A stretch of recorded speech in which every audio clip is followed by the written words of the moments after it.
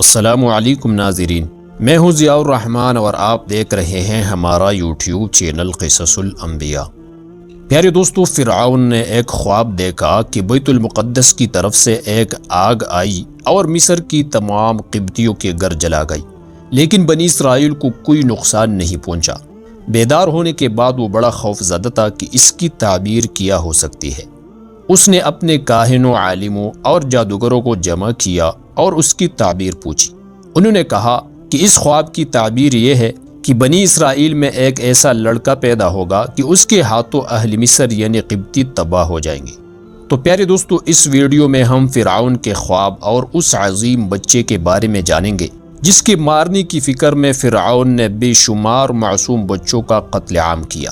فرعون جس بچے کو قتل کرانا چاہتے تھے، آخرکار اس بچے نے فرعون کی محل میں کس طرح پرورش پائی اور اس بچے نے مصر کی تاریخ کو کس طرح پلٹ دیا۔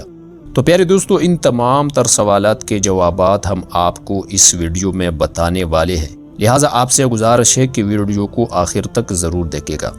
حضرت یوسف علیہ السلام کی مصر پر حکمران بننے کے کچھ عرصہ بعد حضرت یعقوب علیہ السلام اپنے پورے خاندان سمیت مصر آ کر آباد ہو گئے اور پرامن زندگی گزارنے لگے۔ حضرت یعقوب علیہ السلام کے بیٹوں کو اللہ تعالی نے اپنی نعمتوں سے نوازا اور ان کی نسلوں کو خوب بڑھایا۔ حضرت یعقوب علیہ السلام کی اولاد سے جو لوگ وجود میں آئے انہیں بنی اسرائیل کہا جاتا ہے، جن کا قرآن مجید میں کئی مقامات پر ذکر آیا ہے۔ جب حضرت یوسف علیہ السلام اس دنیا سے رخصت ہوئی تو بنی اسرائیل کو بہت زیادہ صدمہ ہوا۔ اہل مصر نے انہیں تسلی دی اور ہر حالت میں ان کا خیال رکھنے کا وعدہ کیا۔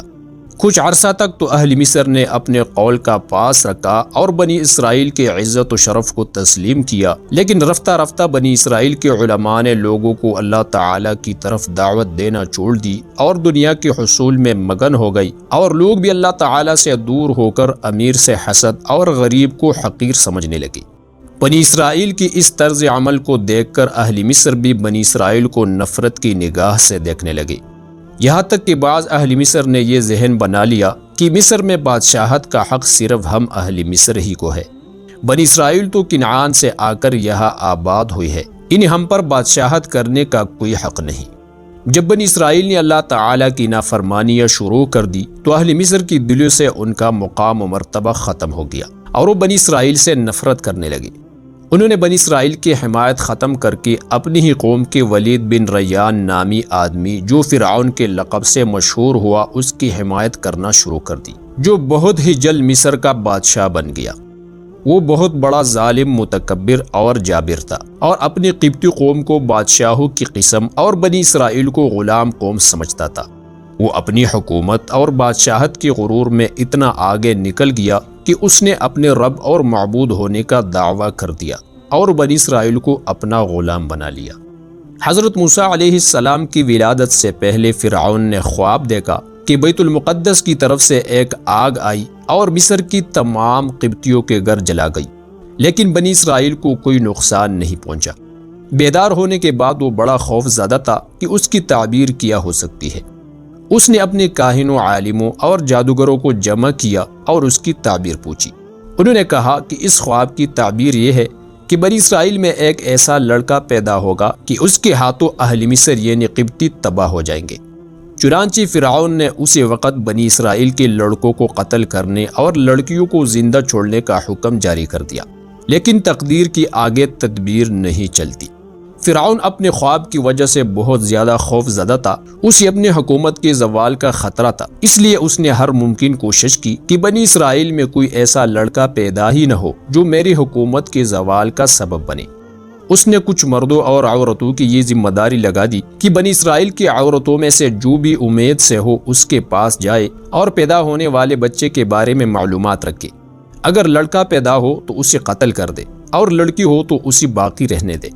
ادھر فرعون کی چالی تھی، ادھر تقدیر الہی اس پر ہنس رہی تھی اور یہ کہہ رہی تھی کہ اے ظالم بادشاہ، تجھے اپنی افواج کی کثرت، اپنی اقتدار کی طاقت اور وسیع سلطنت پر غرور ہے، لیکن اس عظیم خالق کی طرف سے تو غافل ہے کہ جس کی تقدیر کا کوئی توڑ نہیں، جس کی فیصلوں کو رد کرنے کی کسی میں مجال نہیں۔ وہ ذات یہ فیصلہ کر چکی ہے کہ جس بچے سے تو خوف زدہ ہے، جس کے لیے تو نے بے شمار معصوم بچوں کو قتل کرنے کا حکم دیا ہے، وہ تیری ہی گھر میں پرورش پائے گا اور تیری دنیا اور آخرت کی تباہی اسی کے ہاتھوں ہوگی۔ تجھے معلوم ہو جائے گا کہ آسمان و زمین کے مالک ہی کی یہ شان ہے، وہ جو چاہتا ہے کرتا ہے، اس کے پاس مکمل قدرت ہے۔ حضرت موسیٰ علیہ السلام کی ولادت بھی اسی سال ہوئی جس سال بچے قتل کیے جا رہے تھے۔ چنانچہ اللہ تعالیٰ نے انہیں فرعون کی غلامی سے نجات دلا کر آزادی جیسے عظیم نعمت سے نوازنا چاہا۔ فرعون اور اس کے لشکر کو ہلاک کر کے بنی اسرائیل کو اس سرزمین کا وارث بنانا چاہا۔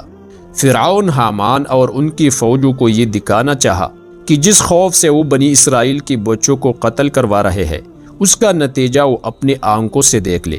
حضرت موسیٰ علیہ السلام کی والدہ حمل کی دنوں میں بڑی فکر مند ہوئی اور انہوں نے حمل کی ابتدائی ایام ہی سے بہت احتیاط کی کہ کئی حمل کی علامات ظاہر نہ ہو اور دوسروں کو علم نہ ہو جائے۔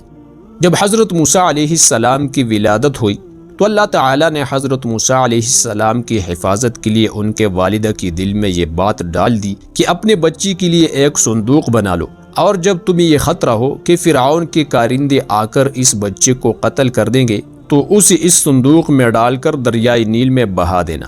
ہمارا آپ سے وعدہ ہے کہ ہم اس بچے کو واپس آپ کے پاس لوٹا دیں گے اور اسے اپنا رسول منتخب فرمائیں گے۔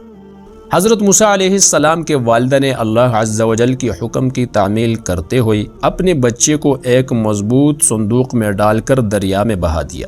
جب وہ صندوق فرعون کے محل کے قریب سے گزرا تو شاہی خادموں نے اس صندوق کو دریا سے نکال کر شاہی محل میں فرعون کی بیوی آسیہ کے سامنے پیش کر دیا۔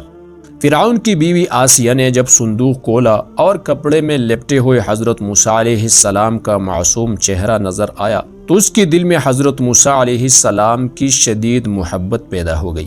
اس نے فرعون سے کہا، یہ تو بہت ہی پیارا بچہ ہے، یہ تو میری اور آپ کی آنکھوں کی ٹھنڈک ہے، اس لیے اسی دوسری بچوں کی طرح قتل نہ کیا جائے۔ بہت ممکن ہے کہ یہ بچہ ہمیں کوئی فائدہ پہنچائے یا ہم اسے اپنا بیٹا بنا لیں۔ فرعون نے جب اس معصوم اور خوبصورت بچے کو دیکھا تو فوراً چونک پڑا کہ کہیں یہ وہی اسرائیلی بچہ نہ ہو جو میری حکومت کے زوال کا سبب بنے گا۔ یہ سوچ کر اس نے بچے کو قتل کرنے کا ارادہ کیا، لیکن اس کی بیوی رکاوٹ بن گئی، کیونکہ اللہ تعالیٰ کا فیصلہ ہر چیز پر غالب رہتا ہے۔ اس طرح اللہ تعالیٰ نے ایک دشمن کے گھر میں اس بچہ کو اس طرح محفوظ کیا کہ وہ اسی ذرہ برابر بھی نقصان نہ پہنچا سکے۔ حضرت موسیٰ علیہ السلام کے والدہ نے جب آپ علیہ السلام کو صندوق میں بند کر کے دریا میں بہا دیا تو اپنی بیٹی حضرت موسیٰ علیہ السلام کی بہن کو خبرگیری کے لیے ان کے پیچھے روانہ کیا۔ جب وہ صندوق فرعون کے محل کے قریب پہنچا تو فرعون کے نوکر اسے اٹھا کر محل میں لے آئے۔ صندوق میں خوبصورت بچے کو دیکھ کر فرعون کی بیوی آسیہ بہت خوش ہوئی اور بچے کو اپنے پرورش میں لے لیا۔ شہر میں بچوں کو دودھ پلانے والی جتنی بھی دائیاں تھی سب کو بچہ پیش کیا گیا کہ اسے دودھ پلاؤ۔ ہر ایک نے بڑی محبت اور بڑے پیار سے بچے کو دودھ پلانا چاہا، لیکن اللہ تعالیٰ کے حکم سے حضرت موسیٰ علیہ السلام نے کسی بھی دائیا کے دودھ کا ایک گھونٹ بھی نہ پیا۔ اللہ تعالیٰ کو یہی منظور تھا کہ اس کا نبی اپنے والدہ کے سوا کسی اور کا دودھ نہ پیے، اور اس میں یہ مصلحت بھی تھی کہ اس بہانہ سے آپ علیہ السلام اپنے والدہ تک پہنچ جائے۔ جب حضرت موسیٰ علیہ السلام نے کسی بھی دائیا کا دودھ نہ پیا تو آپ علیہ السلام کی بہن نے آگے بڑھ کر کہا، مجھے ایک دائیا کا پتہ معلوم ہے، ممکن ہے کہ بچہ اس کا دودھ پی لے، اور وہ لوگ بھی بڑے اچھے ہیں، بچہ کی نگہبانی بھی بہت اچھی کریں گے۔ محل والوں نے فوراً اس دایا یعنی آپ علیہ السلام کے والدہ کو بلوا لیا۔ حضرت موسیٰ علیہ السلام نے ان کی گود میں جاتی ہی دودھ پینا شروع کر دیا، اور اس طرح اللہ عز و جل نے آپ علیہ السلام کو دریائے نیل سے نکال کر آپ علیہ السلام کے والدہ تک پہنچا دیا۔ آپ علیہ السلام اپنے والدہ کی محبت کے زیر سایہ پر ورش پانے لگے۔ اللہ تعالیٰ نے آپ علیہ السلام کے والدہ سے جو وعدہ کیا تھا وہ پورا کر دیا اور لوگوں کو اس کی خبر نہ ہونی دی۔ حضرت موسیٰ علیہ السلام کے والدہ کا خوف امن سے، فقیری امیری سے اور بھوک خوشحالی سے بدل گئی۔ آپ علیہ السلام کے والدہ فرعون سے شاہی انعام و اکرام پاتی اور اپنی ہی پیارے بچہ کی پرورش کرتی۔ اس طرح اللہ سبحانہ و تعالی نے آپ علیہ السلام کی فرعون کے گھر میں پرورش کروائی۔ پیارے دوستو، اگر ویڈیو پسند آئی ہے تو ویڈیو کو لائک، شیئر اور کمنٹ میں اپنے رائے کا اظہار ضرور کیجیے گا، اور اس قسم کی مزید ویڈیوز دیکھنے کے لیے ہمارے چینل قصص الانبیاء کو سبسکرائب کریں۔